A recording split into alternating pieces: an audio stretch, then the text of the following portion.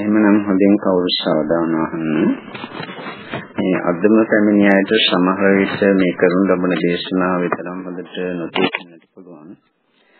කලින් කරන දේශනාවේ ඊළඟ දේශනා මාලාවේ ඊළඟ දේශනාවයි අද ඉදිරිපත් කරන්නේ. ඒක නිසා මේ අදම පැමිණියායි වෙන්නේ මේ දක්වා කියපු කරුණ වල ඉතාමත්ම කෙටි සාරාංශය පළමුවෙන් කියන්නට මා අදහස් කළා. අප මේට කජ්ජනීය සූත්‍රය ආශ්‍රයෙන් මේ දේශනාව ඉදිරිපත් කරගෙන ගබන්නේ පළමුවෙන්ම කීවේ අතීත අනාගත වර්තමාන වශයෙන් කවර දෙයක් අපි සිහිපත් කළත් අපිටම පංචස්කන්ධ ධර්ම සිහිපත් කිරීමක් හැර වෙන කිසි දෙයක් එතන සිදු වෙන්නේ නැති බව ඊළඟට අපි පෙන්වමු කලේ පංචස්කන්ධ ධර්මයන්ගේ අර්ථ නිරූපණයක්. රූපය කියන්නේ ඇයි, වේදනාව කියන්නේ ඇයි ආදී වශයෙන් ඊට පස්සේ මේ පංචස්කන්ධ ධර්ම අපව කාදමන ආකාරයෙන් පෙන්වමු කලේ. එහෙම පංචස්කන්ධ ධර්මයන් අපව කාදමන බව තේරුම් ගත්තාට පසුව පංචස්කන්ධ ධර්මයන් කෙරෙහි කලකිරීමක් ඇති වෙනවා. ඒ කලකිරීම තවදුරටත් දියුණු කරගන්නට පුළුවන්. පංචස්කන්ධ ධර්මම අනිත්‍යයි, දුක්ඛය, ඒ වගේම අනාත්මයි කියන අවබෝධය ඇති කරගන්න ගැනීම තුළින් එහෙම කටයුතු කරන කෙනා මේ පංචස්කන්ධ ධර්මයන්ගේ නිරෝධය සඳහා පිළිවෙත් පූර්ණය කරන කෙනෙක් වෙනවා. මේ දක්වා තියෙන දේශනා කීපේම කිච්චිම සාරාංශයන් මේකයි. ඒකට දේවාලයේදී අපි ප්‍රකාශ කළා මේ ආකාරයෙන් පංචස්කන්ධ ධර්ම අනිත්‍ය දුක්ඛ අනාත්ම ආදී වශයෙන් සම්මර්ෂණය කරලා නුවණින් විමසීම සහ දකින විට එවැනි තැනවා අයං උච්චති වික්‍රේ අරියසාවකෝ අපචිනාත්නෝ ආචිනාති පජහති නෝ පාදීයති විසිනේතින උස්සනේති විදෝපේති නෝ සම්දෝපේති කියන කොටස. ඒ කියන්නේ ඒ ආකාරයෙන් කටයුතු කරන තැනත්තා ඈත් කරනවා, ලං කරගන්නේ නැහැ. අතහරිනවා, උපාදාන කරන්නේ නැහැ. ඒ වගේම ෆ්‍රෙෂ් කරගන්නේ නැහැ, විසිරුවා හරිනවා. දල්වන්නේ නැහැ, නිවනවා. මේ ගැන සිතාගෙන ඉන්නද කියලා තමයි මේ ඇයිද ප්‍රකාශ කළේ. දැන් සාමාන්‍ය ලෝක සත්‍යය මොනවද මේ ආකාරයෙන් ලං කරගන්නේ? නැත්නම් මොනවද උපාදාන කරන්නේ? මොනවද ගොඩ ගහගන්නේ, රැස් කරගන්නේ? මොනවද දල්වන්නේ? ඒක පළමුවෙන්ම තේරුම් ගන්නට ඕන.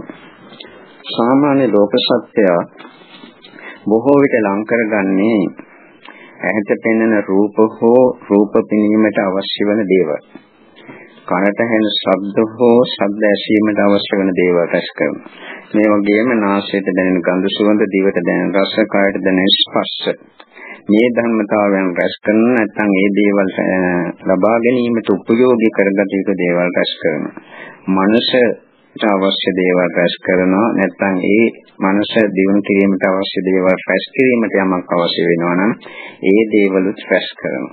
මේ විදිහට යම් කිසි කෙනෙක් යම් කිසි දෙයක් ලං කර ගන්නවා නම් මේ කොටස් හයට ඒ සෑම දෙයක්ම අන්තර්ගතයි. සමහර විට තමාගේ නැදනුවත්කම නිසා තමාට අහිත පිණිස දේවල් පවා ලං කර ගන්න අවස්ථා තියෙනවා. උදාහරණ වශයෙන් සමහර විට දුෂ්චරිත ලං කර ගන්නවා. නැත්නම් පාප මිත්‍රයන් ලං කර ගන්නවා. මේ විදිහට විවිධ දේවල් ලං කර ගන්නවා සාමාන්‍ය ලෝක සත්‍ය. මේදී මේ භාවනා කරන අය විසින් තේරුම් ගත යුතු ප්‍රධානතම කාරණාව තමයි මොනවද මේ ආකාරයෙන් සැස් කරන විච ලං කර ගන්නා විච සත්‍ය වශයෙන් පරමාර්ථ වශයෙන් සිදුවෙන්නේ කියන කරුණ. ඇත්ත වශයෙන්ම මේ විදිහට යම් කිසි කෙනෙක් යම් කිසි දෙයක් ලං කර ගන්නකොට ඒ ලං කරගන්නේ බාහිර දේවල් නෙවෙයි. අපි උදාහරණයක් වශයෙන් හිතමු තමන්ගේ දරුවෙක් ලං කර ගන්නවා, සාම්පුරුෂයෙක් භාර්යාවක් ලං කර ගන්නවා, නෑදෑ හිත මිත්‍රයෝ ලං කර ගන්නවා. මේ ආදී වශයෙන් කොයි දෙයක් ලං කරගත්තත් ඒ ලං කරගන්නේ ඒ බාහිර වස්තුව නෙවෙයි. අපි ඇහැට පෙනෙන රූපයක් ලං කර ගැනීමට අවශ්‍ය පුද්ගලයා ඒ රූපය ලබා ගැනීමට හේතුපාදක වෙන අපි හිතමු ටීවී එකක් රූපවාහිනියක් ලං කරගත්තා කියන්නේ. මේ විදිහට මේ ලං කරගන්නේ බාහිර වස්තුව බාහිර පුද්ගලයන් නොවේ කියලායි මා කිව්වේ. බාහිර වස්තුන් බාහිර පුද්ගලයන් ලෝකයේ තියෙනවා, පවතිනවා. ඒක නැහැ කියන එක නෙවෙයි. නමුත් මේ විදිහට ලං කරගන්නකොට තමන්ගේම පංචස්කන්ධ ධර්ම තමයි මේ රැස් කරගන්නේ, ලං කරගන්නේ. මේක ප්‍රධාන කරුණක් වශයෙන් තේරුම් ගන්නට ඕන. මොකද මේක තේරුම් ගත්තේ නැතිවම ඒක අවබෝධ කරගන්නට බැරි වුණාට පස්සේ බාහිර ලෝකයේ තියෙන අරමුණු උපාදාන කරගන්නවා, ලං කරගන්නවා, ඒ වාග්ගෙහි තදින් බැඳීමකින් යුතුව කටයුතු කරනවා. ඒ තදින් බැඳීමකින් යුතුව කටයුතු කරන තැනැත්තාට ඒ බාහිර සියලුම අජීවී සජීවී ආරම්මණයේ වස්තුන් දුක්ඛ සමුදයක් බවට පරිවර්තනය වෙලා සංසාර දුකට තමයි ඇදදමන්නේ. ඒක අනිවාර්යයෙන්ම ඒක නිසා තේරුම් ගන්නට ඕන. මේ බාහිර වශයෙන් අපි ලං කරගන්නේ අපේම පංචස්කන්ධ ධර්මයේ කියලා. අපි අර උදාහරණයක් එකක් පමණක් කියවොත් මේ ඇටි යන්ත්‍රයෙන් අනිත් ඒවාත් හිතා ගන්නට පුළුවන්. අපි හිතමු ඇහැට පෙනෙන රූපයක් ලං කර ගැනීම සඳහා අවශ්‍ය දෙයක් කරනවා. තමන්ගේ පුතෙක් දරුවෙක් ලං කර ගන්නවා කියලා හිතමු. නැත්නම් ටෙලිවිෂන් එකක් ගෙනලා ඒ රූප දැකීමට ඒ දේ ලං කර ගන්නවා කියලා හිතමු. එහෙම සිතන විට එහෙම ලං කරගන්නේ ඒ තුළින් තමාට ආස්වාදයක් ලැබෙන නිසා. තමාට ප්‍රයෝජනයක් ලැබෙනවා කියලා හිතන නිසා. ප්‍රයෝජනයක් තියෙන්නට පුළුවන් නැත්නම් ප්‍රයෝජනයක් නොතිබෙන්නට පුළුවන්. නමුත් ප්‍රයෝජනයක් තියෙනවා කියලා හිතනවා. මේම හිතලා එහෙම රැස් කරගන්නකොට තමන්ගේ සිත තුළ විඥාන ස්කන්ධය පහළ වෙනවා. මේ විඥාන ස්කන්ධය රැස් කර ගැනීමට ලං කර ගැනීමට මේ පුද්ගලයාගේ ආශාවක් තියෙනවා. ඒක නිසා තමයි මේ විඥානය ලබා දෙන දේවල් රැස් කරන්නේ. එතකොට මේ විඥානය ඇති වුණාට පස්සේ සංඥාවක් ඇති කරන තමාගේ දරුවෙක් නම් ලං කරගත්තේ මේ මගේ පුතෙක්, මගේ දුවක්, මෙයා හොරතල් කෙනෙක්, දඟකාර කෙනෙක් ආදී වශයෙන් එහෙම සංඥා පහළ වෙනවා. මේ සංඥාව ඇති කරගන්නට මේ පුද්ගලයාගේ කැමැත්තක් තිබෙන නිසා තමයි අරයා ලං කරගන්නේ, අර ළමයා ලං කරගන්නේ. මේ සංඥාව ඇති කරගත්තාට පස්සේ යාට ඒකෙන් සුඛ ආස්වාදයක් ලැබෙනවා, සතුටක් දැනෙනවා. මේ සතුට විඳින්නට මේ පුද්ගලයා කැමති. ඒක නිසා අර බාහිර වස්තුව, බාහිර දේ, බාහිර කෙනා ලං කරගන්න. මේ වේදනාව සුඛාස්වාදේ ලැබුණාට පස්සේ ඒකට ආශාවක් ඇති වෙනවා. ඒක තව තවත් අත්දකින්නට ඕනේ කියන හැඟීම ඇති වෙනවා. මේ හැඟීමටත් ඔහු ආශා කරනවා. එම නිසා අර බාහිර වශයෙන් තියෙන දෙයක් හෝ කෙනෙක් ලං කරගන්නවා. මෙහිදී Tamanට පැහැදිලිවම තේරෙන්නට ඕනේ පරමාර්ථ වශයෙන් සත්‍ය වශයෙන් සිදුවන්නේ මේ බාහිර වස්තු ලං කර ගැනීමක් නෙවෙයි, Tamanගේම පංචස්කන්ධ ධර්මයන් ලං කර ගැනීමක් වෙදී සිදුවන්නේ කියන කරුණ. ඒක හරියටම අවබෝධ වෙලා ප්‍රත්‍යක්ෂ ලෙසම Tamanට පැහැදිලිව පෙනෙනවා නම් මේ බාහිර වස්තු වල බාහිර අය තුළ කිසිම ආකාරයේ වැදගත් භාවයක් නැති බව Tamanට අවබෝධ කරගන්නට පුළුවන්. Tamanගේ සිතේ තියෙන ක්‍රියාදාමයක් හැර වෙන දෙයක් මෙතන නැහැ. නමුත් ලෝකේ සාමාන්‍ය සත්‍යයට මේක තේරුම් ගන්නට අපහසු නිසා, නොහැකිකම නිසා මේ බාහිර වස්තුන් උපාදාන කරන්නේ. එතකොට මේ විදිහට කටයුතු කිරීම තුළින් එහෙම ලං කරගත්තාට පසුව කායික ක්‍රියා කරනවා, වාචික ක්‍රියා කරනවා, මේ වගේම මානසික ක්‍රියා සිදු කරනවා. මේ කාය සංස්කාර, වචී සංස්කාර, චිත්ත සංස්කාර ඒ ආකාරයෙන් රැස් කරන පුද්ගලයා රැස් කරගන්නේ ලං කරගන්නේ දුක්ඛ සමුදය සත්‍යයි. මොකද ඒ තුළින් නැවත නැවත ජාති දුක්, ජරා දුක් ආදී සංසාරික දුක් ලබා දෙන නිසා මේ තමන් ලං කරගන්නේ දුක්ඛ සමුදයක්, දුක්ඛ සමුදය සත්‍යයක් කියන කරුණ ඒ ඇයට තේරුම් ගන්නට අපහසුයි. ඒක නිසා තව තවත් මේ දේවල්ම රැස් කර ගැනීමට උත් පෙළඹෙනවා. ඒක නිසා භාවනා කරන අය විසින් තේරුම් ගන්නට ඕනේ මේ අපි රැස් කරන්නේ ලං කරගන්නේ තනිකරම දුක්ඛ සමුදය සත්‍යයක්. මේකෙන් අදහස් කරන්නේ මේ වගේ ඈත් වෙලා සිටින්නට කියලා. එහෙම කවදාවත් කරන්නට බෑ. ලෝකේ ජීවත් වෙනකොට මේවා තමා ළඟ තිබෙන්නට ඕනේ. ඒවා තිබුණාට ඒවා කෙරෙහි තියෙන අනවශ්‍ය ආකාර බැඳීම සිතින් අයින් කරගන්නට අවශ්‍යයි කියන කරුණයි අපි මේ පෙන්වන්න කරන්න උත්සාහ ගන්න. එහෙම නැතුව බාහිර වස්තු බාහිර අයගෙන් ඈත් වෙලා මේ ලෝකේ ජීවත් වන්නට බෑ. ඒ අය ඕනේ, ඒ වස්තුන් ඕනේ. නමුත් ඒවා කෙරෙහි අනවශ්‍ය ආකාර බැඳීම් තියනවා නම් ඒ බැඳීම වැඩි වෙන්නට ඒ තුළින් ඇති වෙන දුක තමාට වැඩි වෙනවා. යම් කිසි කෙනෙක් කෙරෙහිෝ යම් කිසි දෙයක් කෙරෙහි තමාගේ සිත තුළ බැඳීම යම් තාක් දුරට ප්‍රබලව තියෙනවා නම් ඒ තාක් දුරට ඒවා වෙනස් වෙනකොට, කැඩෙනකොට, වෙන අය පරිහරණය කරනකොට, විවිධාකාර විපරිණාමයන්ට පත් වෙනකොට මානසික දුක් වෙනි පුද්ගලයන්ට අත්දකින්නට සිදු වෙනවා. සමහරට ඒවා නැති යනකොට විශාල දුක් අවුරුදු ගණන් පවා අත්දකින්නට සිදු වෙනවා. තමා ඉතාම ප්‍රිය කරනවා නම් තමාගේ දුකට පුතේකට ඔහු නැති වුණොත් එහෙම එයාගේ කර්ම චක්‍රයට අනුව, කර්ම ශක්තියට අනුව මේ වියොත් එහෙම බොහෝ කල සමහරට දුක් විඳින්නට සිදු වෙනවා. අර බැඳීම වැඩි නිසා. බැඳීම අඩු නම් ඒ දුක අඩු වෙනවා. ඒක නිසා මේ බාහිර වස්තුන් කෙරෙහි පවත්නා වූ මේ බැඳීම ඒකාන්ත වශයෙන්ම Taman දුකට හෙළන, සංසාර දුකට පත් කරන දුක්ඛ සමුදයක් කියන ඒ කරුණ පැහැදිලිවම අවබෝධ වෙනවා නම් එතකොට Tamanට පුළුවන්කම තිබෙනවා ඒ ශක්තිය ලැබෙනවා මේ බාහිර දේවල් කෙරෙහි තියෙන අනවශ්‍ය ආකාර බැඳීම් අඩු කරගන්න. අනිත් අතින් අපි හිතමු ගිය ආත්මෙත් අපි මේ වගේම මිනිස්සු වෙලා හිටියය නොඑක් දේවල් ලං කරගෙන හිටියය. ඒ අය අද එක්කෙනෙක්වත් නැහැ. ඒ දේවල් අද කිසිවක් අප ළඟ නැහැ. නමුත් ඒ අය නිසා ඒ දේවල් නිසා එදා යම්තා කර්ම සංස්කාර අපි ජනිත කරගත්තා නම් ඒ කර්ම සංස්කාර වල විපාක අපට අදත් විඳින්න සිදු වෙනවා. සමහරට ඒ කර්ම ශක්තිය නිම වෙන තෙක් මතු අනාගත බහුල දී විඳින්නට සිදු වෙනවා. මේ தත්ත්වයම තමයි අද අපි සමීප කරගන්න දේවල් අයතුලින් සිදුවන්නේ. එතකොට Tamanට තේරෙනවා මේක මා භයානක දෙයක්. මා Taman දුක්ඛ සමුදයට දුක්ඛට ඇදලා දාන සංසාර දුකට යොමු යොදවන දෙයක්. දුක්ඛ සමුදය සත්‍යයක් කියලා. එතකොට ඕවා කෙරේ තියෙන බැඳීම බොහෝ දුරට අඩු කරගන්නට පුළුවන්. ඒකට අමතරව අර පංචස්කන්ධ ධර්මයි Tamanගේම සිතිවිලි ධර්මයි මේ රැස් කරන් කරගන්නේ කියන අදහස ඇති වෙනකොට Tamanගේ මෝඩකම Tamanටම තේරෙනවා. මෙතෙක්කල් බාහිර අරමුණු මා ලං කරගෙන හිටියට මං ලං කරගත්තේ මගේම පංචස්කන්ධ ධර්මනේ. මේ පංචස්කන්ධ ධර්ම තුළින් නාමස්කන්ධ ධර්ම තුළින් මේක වැඩිපුර සිදුවන්නේ. එතකොට මේ නාම ධර්ම ඇති වෙනවා පවතිනවා නැති වෙනවා. වෙන කිසිවක් ඒක හරයක් වශයෙන් ගන්නට අගයක් කියලා ගන්නට කිසිවක් නැහැ. මේ தත්ත්වය අවබෝධ වෙලා හරියට නුවණින් දකින්නට පුළුවන් කෙනාට බාහිර වස්තුන් කෙරෙහි තියෙන බැඳීම අඩු කර ගන්නට පුළුවන් වෙනවා. මේ එතකොට අපි ලං කරගන්නේ බාහිර වස්තු නෙවෙයි පංචස්කන්ධ තමන්ගේම පංචස්කන්ධ ධර්ම. ඒක නිසා බුදුහාමුදුරුවෝ අහනවා කිංච වික්ඛවේ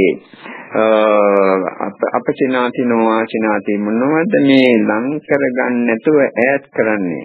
රූපම් වික්ඛවේ අපචිනාතිනෝ ආචිනාති වේදනං අපචිනාතිනෝ ආචිනාති සංඤං අපචිනාතිනෝ ආචිනාති ඒ වගේම සංඛාරය අපචිනාතිනෝ ආචිනාති විඥානං අපචිනාතිනෝ ආචිනාති කියලා බුදුහාමුදුරුවෝ ප්‍රකාශ කළා. එතකොට ඒ ආකාරයෙන් Tamanට තේරුම් ගන්නට පුළුවන් ශක්තියක් තිබෙන්නට ඕනේ. ශක්තිය තිබෙනකොට ඒ නුවණ පහළ වෙනකොට Tamanට පුළුවන් Tamanගේ සිත තුළ තියෙන අනවශ්‍ය ආකාර බැඳීම් ඒ තුලින් ඇතිවිය හැකි දුක නැති කර ගන්නට, ඒ වගේම ඒ නිසා සංසාරයට ඇදී යන එක පුළුවන් තරම් දුරට අඩු කර ගන්නට, කපා හරින්නට පුළුවන් ශක්තිය ලැබෙනවා. ඊළඟ කාරණා මේට වඩා වැදගත් එකක් පජ්ජහති නෝ උපාදීයති. උපාදාන කරන්නේ අතහරිනවා. කවුද? අර පංචස්කන්ධ ධර්මයන් තමා කාදමනවායි කියලා දැක්කලා මේවා අනිත්‍යයි කියලා දැක්කලා මේවා දුක්ඛයි මේවා අනාත්මයි කියලා දැක්කලා මේවා කරේ නින්දිදාව කලකිරීම ඇතිලා විරාගය ඇතිලා තියෙන පුද්ගලයා මේ විදිහට කටයුතු කරනවා. සාමාන්‍ය ලෝක සත්‍යය උපාදාන කරනවා. මොනවද උපාදාන කරනවා කියන්නේ? මොකද්ද උපාදානය කියන්නේ? උපාදානය කියන්නේ යම් කිසි දෙයක් සිතින් අල්ලන එකයි. සිතින් යම් කිසි කෙනෙක් හෝ යම් කිසි දෙයක් පිළිබඳ තමාගේ බැඳීමක් තියෙනවා නම්, අල්ලා ගැනීමක් තියෙනවා නම් ඒකට තමයි උපාදානය කියන්නේ. මේකට බුදුහාමුදුරු ප්‍රකාශ කරන්නේ යම් කිසි දෙයක් හෝ කෙනෙක් පිළිබඳ තියෙන චන්දරාගයේ උපාදානයක් ඇටියෙ. මේ උපාදානය සිදු වෙනවා තණ්හාව නිසා, ditthිය නිසා, මානෙ නිසා. ඒ නිසා ලෝකේ කවර දෙයක් හරි කවර කෙනෙක් හරි අපට උපාදාන කරන්නට පුළුවන් තණ්හාවෙන්, ditthියෙන්, මානෙ. මේ උපාදාන වර්ග ප්‍රධාන වශයෙන් හතරක් තියෙන බව පොත්පත්වල දක්වලා තියෙනවා. කාම උපාදාන, ditthි උපාදාන, අත්වාද උපාදාන, සීලබ්බත උපාදාන කියලා. මේකෙන් අපි කාම උපාදානය කියන එක කතා කළොත් පළමුවෙන්ම කාමයන් උපාදාන කරනවා. කාමයන් කියන්නේ ඇහැ, කන, නාසය, දිව, ශරීරය කියන ඉන්ද්‍රිය පහ පිනවල සතුටක් ආස්වාදයක් විඳීමට තියෙන කැමැත්ත. කියන්නේ ඇහැට ප්‍රිය රූපයක් දැකලා ඒ තුලින් සුඛාස්වාදයක් විඳින්නට Taman තුල කැමැත්තක් තියෙනවා. ඒක නිසා ඒ සුඛාස්වාදේ උපාදාන කරනවා. ඒ සුඛාස්වාදයට ආශා කරනවා. ඒ ආශාවත් උපාදාන කරනවා. ඒ සුඛාස්වාදයේ ආශාව ලබා දුන්නේ ඇහැට පෙනෙන ඒ ප්‍රිය රූපේ නිසා බැවින් ප්‍රිය රූපයත් උපාදාන කරනවා. එතකොට මෙතන කොටස් දෙකක් තියෙනවා. ඇහැ අනුව බලනවා නම් Tamanගේ සිත තුළ පහළවන්නා වූ නාම ධර්ම උපාදාන කිරීමක් සිදු වෙනවා. ඒ වගේම ඒකට අරමුණ වන බාහිර දෙයක් තියෙනවා නම් ඒ දේ උපාදාන කරනවා. බාහිර අරමුණු උපාදාන කරනවා. එතකොට ඇහැට පෙනෙන රූපයක් දැක්කාට පස්සේ සිදුවන ක්‍රියාදාමය මොකක්ද කියලා තේරුම් ගන්නට ඕන. ලෝකේ බොහෝ සත්‍යයන්ට හිතන්නට බෑ තමන් මේ කාමයේ උපාදාන කරනවායි කියලා උපාදාන කරන්නේ බාහිර වස්තු නොවේ කියන කරුණ. බොහෝ අය හිතන්නේ තමන් මේ ඇලුම් කරන්නේ ආශා කරන්නේ බැඳිලා සිටින්නේ උපාදාන කරන්නේ බාහිර ලෝකයේ තියෙන ප්‍රිය රූප, ප්‍රිය ශබ්ද, ප්‍රිය ගන්ධ සුවඳ, ප්‍රිය රස, ප්‍රිය ස්පර්ශය කියලා. ඔය පහට තමයි පංචකාම කියන්නේ. මේ ඉන්ද්‍රිය පහේ කෑම පහක්. එතකොට ඒවා උපාදාන කරනවා, ඒවට ආශා කරනවා, ඒවට බැඳෙනවා කියලා තමයි සාමාන්‍ය ලෝක සත්‍ය අදහස් කරන්නේ. ඒකට තේරෙන්නේ එහෙම. නමුත් සත්‍ය වශයෙන් සිදුවන ක්‍රියාදාමයේ ඒක නෙවෙයි. භාවනා කරන අය මේ සත්‍ය වශයෙන් සිදුවන ක්‍රියාදාමයේ පැහැදිලිවම අවබෝධ කරගන්නට ඕන. එහෙම අවබෝධ කරගත්තාට පසුව තමාගේ සිත තුළ තියෙන මේ කාමෝපාදානය තරමද්දුරට හෝ අඩු කරගන්නට පුළුවන්. භාවනා දියුණු නම් සම්පූර්ණයෙන් නැති කරගන්නට පුළුවන්. එතකොට ඇහැට ප්‍රිය රූපයක් අපි උදාහරණයක් වශයෙන් ගමු. ඇහැට ප්‍රිය රූපයක් දකිනවා. දකිනකොටම පළමුවෙන්ම තියෙන්නේ මොකද්ද? චක්කු විඤ්ඤාණ සිත බව මෙයයි දන්නේ. ඇහැට රූපය දැක්ක ගමන් පළමුවෙන්ම චක්කු විඤ්ඤාණ සිත ඇති වෙනවා. මේ චක්කු විඤ්ඤාණ සිත ඇති වුණාට පස්සේ ඒ රූපය දැන් ඇහැට පෙනෙන ප්‍රිය රූපයක් අපි උදාහරණයක් ගත්තා. මේක හොඳයි, ලස්සනයි, තරුණයෙක් කියලා අපි තරුණයෙක් හරි තරුණියක් හරි කාන්තාවක් හරි ප්‍රේමියෙක් හරි කියලා මේක දැක්කේ. ඒක කාටවත් තේරෙනවා ඒ උපමාවකට. එහෙම දැන් ඔන්න ඒ විදිහට සංඥාවක් ඇති කරගන්නවා. ඒ සංඥාව ඇති වුණාට පස්සේ Tamanට සුඛයක් ගෙන දෙනවා ඒ සංඥාව තුළින්.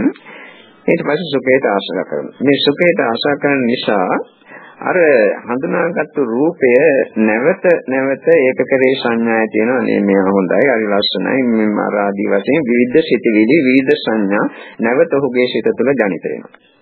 මේ සිතිවිලි, ඒ සංඥා, ඒ වේදනා නිසා ඒවා තුළින් ආශාදයක් ලැබෙන බැවින් මේ පුද්ගලයාගේ සිත තුළ ආශාවක් ඇති වෙනවා. මේ ආශාවටත් මේ පුද්ගලයා නැවත ආශා කරනවා. ඒ ආශා කරන නිසා ඒ රූපේ නැවත දකින්නට ඕනේ, ඒක දෙක බලන්නට ඕනේ කියලා රූප සංචේතන, රූප විතක්ක, රූප විචාර ආදී දේවල් සිත තුළ ජනිත වෙනවා. මේ රූප විතක්ක, රූප විචාර ආදී දේවල් ඇති වෙනකොට මේ මනුස්සයර නිකන් ඉඳ බෑ. නැවත රූපේ දකින්නට ඕනේ, බලන්නට ඕනේ. බලන්නේ කොහොමද? චක්කු විඤ්ඤාණ සිත් ඇති කර ගැනීම තුළින්. රූපයක් බලනවා කියන්නේ තමන්ගේ සිත තුළ නාම ධර්ම ඇතිවීමක් කර වෙන දෙයක් නෙවෙයි. රූපේ පැත්ත කොහේ තියෙනවා? තමන්ගේ සිත තුළ නාම ධර්ම ඇති වෙලා නැති වෙලා යන ඔච්චරයි උතන තියෙන ක්‍රියාදාම. මේක දන්නේ මේ පුද්ගලයා. ඒක නිසා ඔහු නැවත රූප දේශ බලනවා. චක්කු විඤ්ඤාණ සිත් නැවත ඇති කරගන්නවා. ඒ තුළින් සංඥා වෙනවා. නැවත වේදනාව ඇති වෙලා නැවත අර තණ්හාව ආදී සංස්කාර ධර්ම ගන්නවා. මේ සත්‍ය තමයි ඇහැට රූපයක් දැකලා සුඛාස්වාදයක් විඳිනකොට සිදුවන ස්වરૂපේ. මේ භාවනා කරන මේ අය විසින් තේරුම් ගත යුතුයි මෙන්න මේ කාරණා. මොකද්ද? ඇහැට ප්‍රිය රූපයක් දැකලා සුඛාස්වාදයක් විඳිනවා කියන්නේ මගේ සිත තුළ සිතිවිලි ටිකක් ඇති වෙලා නැති වී යාම විතරයි නේ. වෙන මොකක්වත් නැහැ කියන කරුණ. මේක හරියටම Tamanට තේරෙන්න ඕනේ පැහැදිලිවම. ඇහැට ප්‍රිය රූපයක් දැකලා මේ සුඛාස්වාදයක් විඳිනවා කියන්නේ මේ සිතිවිලි ටිකක් Tamanගේ සිත තුළ සිතිවිලි ටිකක් ඇති වෙලා නැති වී යාම විතරයි ඉච්චරයි. පැත්තක රූපේ තියෙනවා. තමන්ගේ සිතින් මේවා ඔක්කොම ඇති කරගත්තා.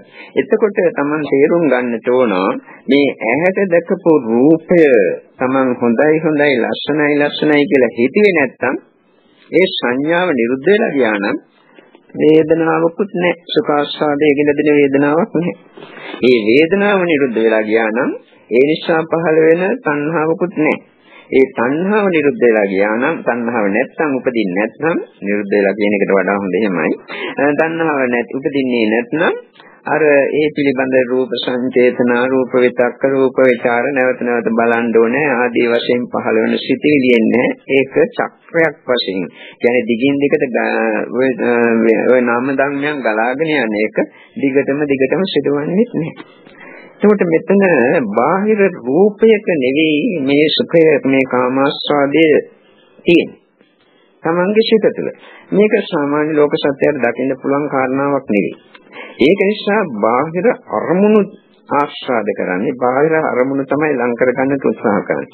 මෙතෙන්දී මේ සංඥාව තමා විසින්ම ඇති කරගත්තේ. ඒ සංඥාව තමා විසින්ම ඇති කරගත්ත නිසා තමාගේ සිත තුළම සුඛාස්වාදයේ ගෙන දෙන වේදනාවක් ජනිත වෙනවා. ඒක ඇති කරගත්තේ තමා විසින්ම. මේක ඕනේ නම් මෙයාට ප්‍රායෝගික වශයෙන් බලන්නට පුළුවන්. ඕනෑම සුඛාස්වාදයක් ගෙන දෙන ඒ රූපයක් දැස බල බලා ඉන්න බල ඉන්න ගමන්ම මගේ සිත තුළ ඇති වෙන සිතිවිලි ටිකක් මේක වෙන මොකක්වත් නැහැ නේ මම වෙන මොකක්වත් හිතනවානේ කියලා සිතලා බලන්න. අර ආස්වාද ඔක්කොම එතනම කඩාගෙන වැටෙනවා. මොකක්වත් නැති වෙනවා. මේ සිත තුළ පහළ වෙන නාම ධර්මයන්ගේ ක්‍රියාදාමයක් හැර මෙතන වෙන කිසිවක් නැහැ. මේක ලෝකයක් දකින්නේ නැහැ. දකින්නට ප්‍රඥාවක් නැහැ. ඒ නිසා අර බාහිර රූපාරම්මන උපාදාන කරන්නේ. ඒවට ඒ වගේ බැඳින්නේ.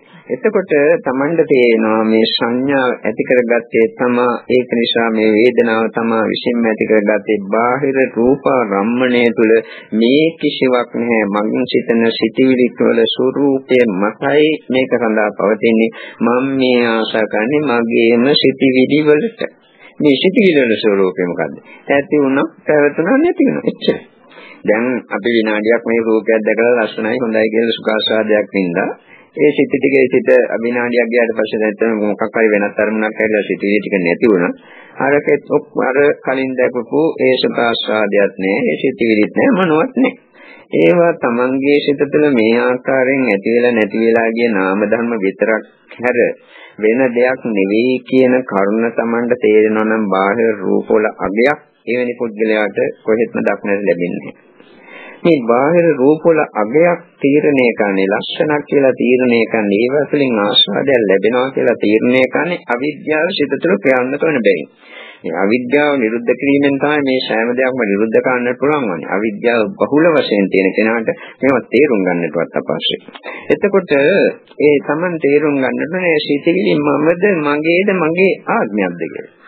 සිතිවිලි ඇතිවීමට හේතුපාදකෝ කරුණු ආවාට පසුව ඒ සිතිවිලි ටික ඇති වුණා, පැවතුණා, නැති වුණා.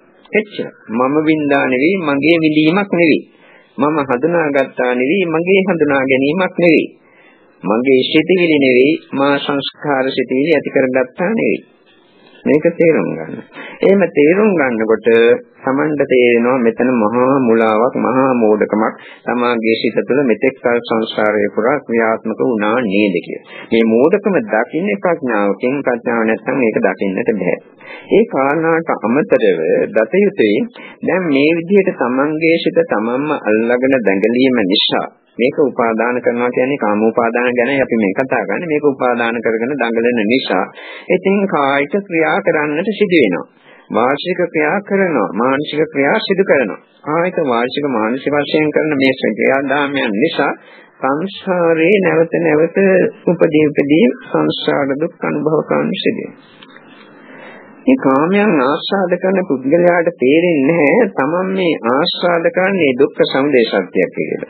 තමන් ප්‍රාර්ථනා කරන්නේ මේ දුක්ඛ සමුදය සත්‍යයක් කියලා. මේ තුලින් ජාති දුක ලබා දෙනවා, ජරා දුක් වෙනවා, ව්‍යාධි මරණ ආදී දුක් ලබා දෙනවා කියලා ඒ අය දන්නේ නැහැ. ඒක දන්නේ නැහැ. ඊට අමතරව මේ ආස්වාද කර හිටපු රූපයක් මරණ මොහොතේ දැකලා ඒකට ආශාවක් එහෙම මරණ මොහොතේ ඇති වුණොත් දාලා යන්නට බැරි කමක් එහෙම හිත තුළ පහළ වුණොත් ඒකම හේතු වෙන්නට පුළුවන් പ്രേත ලෝක වලට പ്രേත ලෝක වැනි දුගති වල උපදින්නට. ඒකට දුගතියට ඇද දාපු දෙයක්. තමයි සංසාරේ පුරා ආපස්සට හැරී බැලුවොත් කෙලවරක් සීමාවක් නැති සංසාරයේ මෙසේ ඉපදී මෙරි යන්නේ උයිතරන්න සංසාර දුක් මේ කාමාස්වාදයේ කෙරෙහි පවත්නා වූ මුලාව නිසා අත්දකින්න ලැබුණද කියන කරුණ පැහැදිලිවම Taman තේරුම් ගන්නට. එහෙම තේරුම් ගන්නකොට මේවා කෙරෙහි බියවී යුතුයි කියන අදහස Tamanට සිත පහළ වෙනවා. මොකද මේවා කෙරෙහි කලකිරීම ඇති වෙලා මේවා අතහරින්නට ඕනේ නිවන් යන්නට. ඉහළ මාර්ගඵල ලබන්න කාමච්ඡන්දේ කියන කොහොමවත් බෑ. ඒක නිසා ඒවා සම්පූර්ණයෙන් ෂේ කරන්නට වෙනවා. ඒවා ෂේ කරන්නට නම් යථාබෝධයක් සමාගයේ සිත තුළ අනිවාර්යයෙන්ම ඇති යුතුයි. ප්‍රඥාවෙන් දත යුතුයි. ඒක නිසා ඒ විදිහට ඒ කරුණ අවබෝධ කරගන්න. එතකොට ඇහැට රූපයක් දැකලා සුඛාස්වාදයක් විඳිනවා කියන්නේ මොකද්ද? බාහිර අරමුණක් ආස්වාද කරනවා කියන එක නෙවෙයි. තමන්ගේ සිත තුළ තියෙන නාම ධර්ම ක්‍රියාත්මක වීමක්. නාම ධර්ම ක්‍රියාත්මක වෙනකොට තමන්ගේ ශරීරයත් ඒ විදිහට ක්‍රියාත්මක වෙනවා. කාමාස්වාදයක් ඇති වුණාට පස්සේ ශරීරය ක්‍රියාත්මක වෙනවා එක ආකාරයකට. තරහක් ගියාම කාය ශරීරයේ ක්‍රියාත්මක වෙනවා තවත් ආකාරයකට. ඉතින් මේ ශරීරයේ ක්‍රියාත්මක වීම තුළින් යම්කිසි කාය තුළින් ආස්වාදයක් ලැබෙනවා නම් ඒකටත් මේ පුජ්‍යලයක් කැමති. එතකොට එතන රූපස්කන්ධයේ ඇතිවීම නැතිවීමකුත් සිදුවන්නේ. මෙතන මේ විදිහට බලනකොට පංචස්කන්ධ ධර්මයන් තමයි කාමෝපාදාන උපාදාන කියලා යම් කෙනෙක් උපාදාන කරන්නේ බාහිර පංචස්කන්ධ ධර්ම නෙවෙයි තමන්ගේ පංචස්කන්ධ ධර්ම. තමන්ගේ පංචස්කන්ධ ධර්ම උපාදාන කිරීමට බාහිර පංචස්කන්ධ ධර්ම උපයෝගී කරගනු ලබනවා. මොකදකම නිසා සත්‍ය ඒක වශයෙන් දකිනකොට මෙතන තමන්ගේ සිත තුළ මේ කාමයන් ඇතිවීමම දුකක් කියලා හරියට අවබෝධ වෙනවා නම් ඒක ඇතිවීමම දුක්ඛ සමුදය සත්‍යයක් කියලා හරියට තේරෙනවා නම් මේ උපාදාන තරමද්දරට හෝ අඩු කර ගන්නටවත් පුළුවන්කම ලැබෙනවා. මොකද ප්‍රඥාව නැති මිනිස්සුයි ප්‍රඥාව තියෙන මිනිස්සු අතර වෙනසක් තිබෙන්නට ඕන තිබෙනවා. භාවනා කරන අයයි භාවනා නොකරන අය අතරත් වෙනසක් තිබෙන්නට ඕනේ තිබෙනවා. ඒ නිසා භාවනා කරන මේ අය මේ විදිහට මේවා කෙරෙහි යලි බැඳි පැටලි සංසාරයේ පුරා මෙතෙක් කල් ආවා හොද්දටම ඇති කියන හැඟීම ඇති කරගන්න. කොච්චරනම් සංසාරේ පුරා මේ ආස්වාද විඳිනවද මොනවද ඒකෙන් අපිට යහපතක් වශයෙන් සිදුවන්නේ අයහපතක් සිදුවනා විනා කිසි දෙයක් ඉතුරු වෙන්නේ නැතුව ඔක්කොම නිරුද්ධ වී ගියා විනා ඒකෙන් ඇති වෙච්ච වෙන දෙයක් නැහැ. දැන් තියෙන තත්ත්වයක් ඒකයි. ඒක නිසා ඒ විදිහට යථාබෝධයක් ඇති කරගන්නකොට මේවා කරේ තියෙන අනවශ්‍ය ආකාරයෙන් පවත්නා වූ සද්ද බල බැඳීම් අයින් කරගන්නට පුළුවන්කම ලැබෙනවා. එහෙම ලැබීම තමා ලබන්නා වූ විශාල ජයග්‍රහණයක්. ඒක නිසා ඒ විදිහට ඒ කාම උපාදාන කියන එක තේරුම් ගන්නට ඕන. එතන සිදුවන්නේ තමන්ගේම පංචස්කන්ධ ධර්ම මේවා ඇති වෙලා පැවතිලා නැති වෙලා යනවා. ඔය ඇති කිසිම හරයක් වටිනාකමක් නැහැ. ඊළඟට ditthි උපාදාන. මේ ditthිය කියන්නේ එක එක්කෙනාගේ සිත තුළ තියෙන විවිධාකාර දෘෂ්ටි. අපි හිතමු කෙනෙක් හිතනවා දැන් ඔය කතෝලික ආගමේ අය වගේ හිතනවා මේ සත්‍යය මරලා තියෙන්නේ අපගේ මනුෂ්‍යයන්ගේ ප්‍රයෝජනීය සඳහා කියලා. ඒ දෘෂ්ටිය උගේ සිත තුළ තියෙන. ඉතින් සත්‍යය ඝාතනය කරන එක ඒගොල්ලන්ට කිසිම ගාණක් ඇති දෙයක් නෙවෙයි. මොකද එයාගේ ප්‍රයෝජනීය සඳහා ඒවා තියෙන්නේ. ඔය ආකාරයෙන් විවිධ දෘෂ්ටි තියෙනවා. බුදුහාමුදුරුවෝ දක්වලා තියෙනවා බ්‍රහ්මජාල කියලා සූත්‍රය දීඝනිකායේ දෘෂ්ටි 62ක්. නත්ති දින්න නත්ති ඊතං නත්ති හොතං නත්ති මාතා නත්ති පිතා නත්ති අයං ලෝකෝ නත්ති පරෝ ලෝකෝ ආදී වශයෙන් දැක්වෙනවා. දන් දීපේකේ විපාක නැහැ කියලා සමහරු හිතෙනවා. නැත්තම් මරුණට පස්සේ ආත්මයක් නැහැ නැවත උපදින්නේ නැහැ කියලා හිතෙනවා. නත්ති පරෝ ලෝකෝ කියන්නේ ඒකයි. මේ ලෝකයක් නැහැ පරලෝකයක් නැහැ. මවට කළාට පියාට යම් දෙයක් කළාට ඒකෙන් හොඳක් හරි නරකක් කළාට ඒකෙන් කිසිම විපාකයක් නැහැ. නත්ති සුඛට දුක්ඛට අනං කම්මානම් විපාකෝ හොඳ කර්ම හරි නරක කර්ම වල විපාක නැහැ. මේ වාදී විවිධ දෘෂ්ටි තියෙනවා. මේ දෘෂ්ටි වල පැටලෙන පුද්ගලයා ඒවම තමන් උපාදාන කරගෙන ඒවා තුළින් නොයෙක් සංස්කාර ජනිත කරගන්නවා සංසාරේ දිග්ගස්ස ගන්නවා. බොහෝ විට මේ දෘෂ්ටි වැරදි පැත්තටයි බර. නිවැරදි පැත්තට නෙමෙයි. දෘෂ්ටි කියන එකට වචනේ කියනකොටම ඒකේ තියෙනවා මිත්‍යා භාවයක්. එතකොට සම්මාදිට්ඨියකුත් තියෙනවා. මම මේ කතා කරන්නේ මිත්‍යා දෘෂ්ටි ගැන. එතකොට මේ ආකාරයෙන් මේ දෘෂ්ටි තමාගේ සිත තුළ ඇති වෙනකොට ඒ අය දන්නේ මේවා තමාගේම පංචස්කන්ධ ධර්මයන් කියලා. ඒක තමන්ගේම සිත තුළ තියෙන සිතිවිල්ලක් වෙන මොකක්වත් නෙමෙයි. ඒ ඇයිට ඒක තේරුම් ගන්න බෑ මේක තමන්ගේම සිත තුළ තියෙන සිතිවිල්ලක් කියලා. අපි හිතමු ලෝකේ දෙවියන් වහන්සේ මැව්වයි කියලා හිතනවා කියලා හුඟක් ආගම් වල ඒක කියනවනේ. ඒක එයාගෙම තියෙන ඒ ඇගේ පුජ්‍යණන්ගේ තියෙන සිතිවිලි මාත්‍රයක් විතරයි කියලාවත් ඒ ගන්න තේරුම් ගන්නට මොලයක් නෑ. මේක මගේ සිත තුළ තියෙන සිතිවිල්ලක් විතරයිනේ කියලාවත් ඒකවත් තේරුම් ගන්නට හැකියාවක් නැහැ. ඒක නිසා මේ විවිධ දෘෂ්ටි උපාදාන කරගෙන කටයුතු කරන සංසාරේ පුරා දුකටපත් වුණා දුකටපත් වෙනවා. මෙතෙන්දී ඒ දෘෂ්ටි කියන්නේ තමාගේම සිතිවිලි ධර්ම තමාගේම නාම ධර්ම. ඒ නාම ධර්ම අනුව කතා කරනකොට ඒ දෘෂ්ටි කියන්නේ තනිකරම පංචස්කන්ධ ධර්මයන් උපාදාන කිරීම. ඊළඟට සීලබ්බත පරාමාස. සීලබ්බත පරාමාසය කියලා කියන්නේ මේ සංසාර විමුක්තිය සඳහා විශේෂයෙන්ම දුකින් ගැලවීම සඳහා වැරදි ආකාර ක්‍රම අනුගමනය කිරීම. ওই බුදුහාමුදුරුවෝ ඉන්න කාලේ දක්වලා තියෙන පොත්වල ගංගානම් ගඟට බහලා පෞසෝදා හරින්න හිත පිරිසුදු කරන්න කියලා බහලා ඉන්නවා. මේ මෝඩ මිනිසුන්ට තේරුම් ගන්න බැහැ මේ කයේ තියෙන මතු පිටින් තියෙන කුඩු ටික නන්නාලා හොදලා අයින් කරන්න පුළුවන්. ඕකේ බහලා හිටියට පස්සේ කොහොමද මේ මගේ සිත ඇතුලේ තියෙන දේක් පිරිසුදු වෙන්නේ කෙලස් කොහොමද පිරිසුදු වෙන්නේ කියන එකවත් තේරුම් ගන්නට ඒ අයට බෑ. ඒකව තේරුම් ගන්නට තරම්වත් ප්‍රඥාවක් නැති එක හරිම පුදුමයි අත් වශයෙන්ම හිතනකොට. නමුත් ඒගොල්ලෝ ඒවා උපාදාන කර ගන්නවා. සීලබ්බත පරාමාස උපාදාන. ඉතින් ඒකම කරනවා.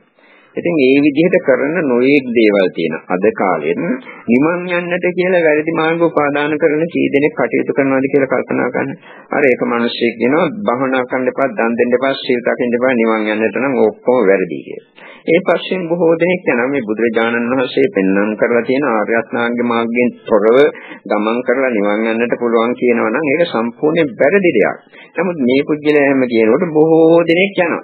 ගිහිල්ලා මට්ටු වෙලා මයි ළඟට එනවා අවුරුදු 5-10 ගිහිල්ලා. මම තාම බාරගන්නේ. මොකද අපිව ප්‍රතික්ෂේප කරලා ගිහිල්ලා නැවත මේ එන්නේ. එතකොට ආපහු බාරගන්නේ නැහැ. මොකද තවත් දිගට ගිහිල්ලා හොඳටම මට්ටු වෙන්න ආරිනවා. මේ වාගේ තීලබ්බත පරාමාස ධර්මයන් උපාතව පුද්ගලයෙක් ඉන්නවා. බුදුහාමුදුරුවෝ කියන්නේ මහා ඒතරම් තෙරුම්කා ලොකු මහා ප්‍රබල කෙනෙක් නෙවෙයි, නිකන් සංඥාව නිරුද්ධ කරපු පුද්ගලයෙක් කියලා. ඒ මිනිහා රහත් වූ කෙනෙක් කියලා හිතාගෙන තමයි බඳින්නේ පුදන්නේ ලෝක සත්‍යය. අද ලංකාවේ ඉන්න අය මිනිස්සු. ඉතින් ඒගොල්ලෝ උපාදාන කරගෙන ඉතින් නොඑක් දෙනා නොඑක් දේවල් මට ඇවිල්ලා කියනවා. එතකොට මේවා ඔක්කොම බුදුරජාණන් වහන්සේ දුක නැති කිරීම සඳහා මාර්ගයක් දෙන්න පෙන්වුම් කරලා තියෙනවා නම් ඒ මාර්ගයෙන් පිට දේවල් කියලා ඒ අය දන්නේ සමහරට මේවා ශීලබ්බත පරාමාස ගණයට වැටෙන්නට බොහෝ දුරට ඉඩ තිබෙනවා. මොකද දුක කෙරවර කිරීමේ නිවැරදි මාර්ගයෙන් ඈත් වෙලා වැරදි මාර්ගයක ගමන් කරන.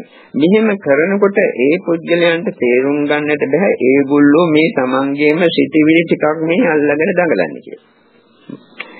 නිවන් යන්නට දන් දෙන්න එපා, සිල් රකින්න එපා, භාවනා කරන්න එපා කියනවා. එයාගේ සිතට ඒ හැඟීම ඇති වෙනවා. ඉතින් මේ හැඟීම මෙයා අල්ලගන්නවා. තමන්ගේම සිටිවිලි ධර්ම මේ උපාදාන කරන්නේ. තමන්ගේම නාම ධර්ම, තමන්ගේම පංචස්කන්ධ ධර්ම.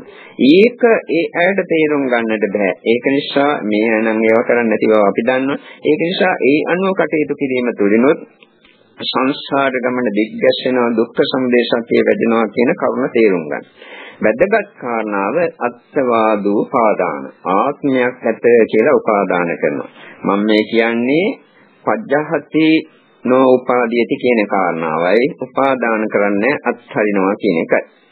එතකොට අත්වාදෝ පාදාන ආත්මයක් තියනවායි කියලා උපාදාන කරනවා. මොනවද මේ ආත්මයක් කියලා ගන්නෙ? බුදුරජාණන් වහන්සේ පෙන්වුම් කරනවා රූපං අත්තතෝ සම්නුපස්සති රූපවන්තං වා අත්තානං අත්තනිවා රූපං රූපස්මින් වා අත්තානං. රූපය ගැන වෙන කරුණු හතරක් උන්වහන්සේ ප්‍රකාශ කරලා තියෙන බොහෝ අවස්ථාවලදී. රූපය තමන්ගේ ආත්මයක් කියලා හිතනවා. ආත්මයේ රූපවත් එකක් කියලා හිතනවා. රූපය තුල ආත්මයක් තිබෙනවා කියලා හිතනවා. නැත්නම් ආත්මය තුල රූපය තියෙනවා කියලා හිතනවා. මේ හතරෙන් බොහෝ දෙනෙකුගේ සිත තුළ තියෙන්නේ රූපය තුල ආත්මයක් තියෙනවා කියන හැඟීම. ඉතින් ඒ අය ඒක අල්ලගෙන දඟලනවා මේ රූපේ ආත්මයක් කිය. නැත්නම් රූපේ ආත්මවත් එකක් කිය. රූපේ තුල ආත්මය තියෙනවා ඔය ආදී කොයි ආකාරයෙන් හරි ග්‍රහණය කරගන්නවා. එතකොට සංහාවෙන් දික්කේ මානෙන් යුතුව මේ රූපස්කන්ධය උපාදාන කරන්නේ. මේ එහාට කියන කරුණු ටිකක් ගැඹුරු, ඒක නිසා හොඳින් සාවධානව අහන්නට ඕන. එතකොට වේදනාව ආත්මයක් කියලා ගන්නවා. වේදනාව ආත්මවත් එකක් නැත්නම් මේ වේදනාව විඳින්නේ මගේ ආත්මය කියලා ගන්නවා. වේදනාව තුල ආත්මය තියනවාය, ආත්මය තුල නැත්නම් වේදනාව තියනවාය කියලා ගන්නවා. මේ හතරෙන් වැඩිපුර මිනිසුන්ගේ සිත තුළ කැවිලා තියෙන ලෝක සත්‍යයේ සිත තුළ කැවිලා තියෙන්නේ මගේ ආත්මය තමයි මේ වේදනාව විඳින්නේ. ආත්මයක් තියෙන නිසා තමයි මේ වේදනාව දැනෙන්නේ කියන කරුණ. එතන ආත්මයක් කියන හැඟීම තියෙනවා. මේ විදිහට සංඥාව උපාදාන කරනවා. සංඥාව ආත්මයක් කියලා හිතනවා. නැත්නම් ආත්මය නිසා තමයි මේ සංඥා ඇති වෙන්නේ. ආත්මය තමයි මේ හඳුනාගන්නේ කියන හැඟීම. එවැනි අදහසක් කෙනෙකුගේ සිත තුළ තියෙනවා. ආත්මය තුළ සංඥාව හෝ සංඥාව තුළ ආත්මය තියෙනවා කියන හැඟීමත් ඇති වෙන්නට පුළුවන්. මේ තුලින් මේ කරුණු හතරෙන් වැඩිපුර කෙනෙකුගේ සිත තුළ ඇති වෙන්නට බොහෝ දුරට ඉඳ තියෙන්නේ අර මගේ ආත්මය තමයි මේ හඳුනාගන්නේ. නැත්නම් මට හඳුනා ගන්නට බෑ කියන හැඟීම. ඒ වගේම සංස්කාර වලටත් විඥාන වලටත් ඔය කියන කරුණු හතරට අනුකූලව මේ අය තේරුම් ගන්නට ඕන. සංස්කාර ආත්මය, සංස්කාර චිතිවිලි ඇතිවීම. මේ චිතිවිලි හිතන්නේ මගේ ආත්මය. මම නැත් ආත්මයක් නැත්නම් මේ හිතන්නට බෑ කියලා හිතනවා. චිතිවිලි තුල තමයි ආත්මය තියෙන්නේ. නැත්නම් ආත්මය තුල තමයි චිතිවිලි තියෙන්නේ කියලා හිතනවා. ඒ වගේම විඥානය, දැනීම. ඒ දැනීම ආත්මයක්ය.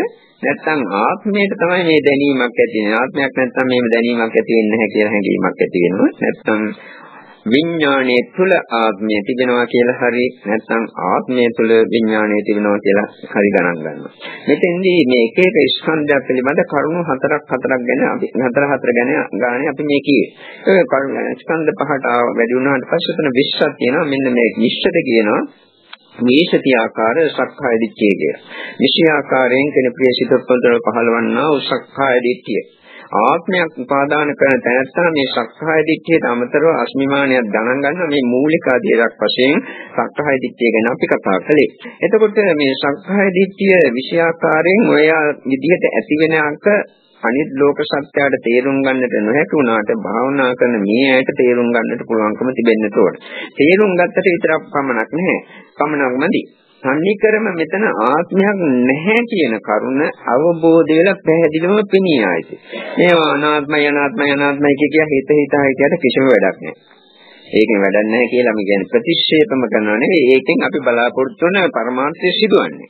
අපි බලාපොරොත්තු වෙන්නේ නිවන් ලැබීමට නම් ඒ නිවන් ලැබීමට මේක අනාත්මයි කියා හිත වැඩක් නැහැ. මේවා අනාත්ම බව පැහැදිලි ලෙසම තමා විසින්ම අවබෝධ කරගත යුතුයි පෙනී ආයිති. එහෙම අවබෝධ වෙච්ච කෙනාට තමයි ඒ අනාත්ම ස්වરૂපය අවබෝධ කරගන්නට පුළුවන්කම ලැබෙන්නේ. ඉතින් මේ අනාත්මය මේවා පංචස්කන්ධ ධර්ම අනාත්මයි කියන කරුණ මෙහිදී දැන් විස්තර කරන්නට ඕන.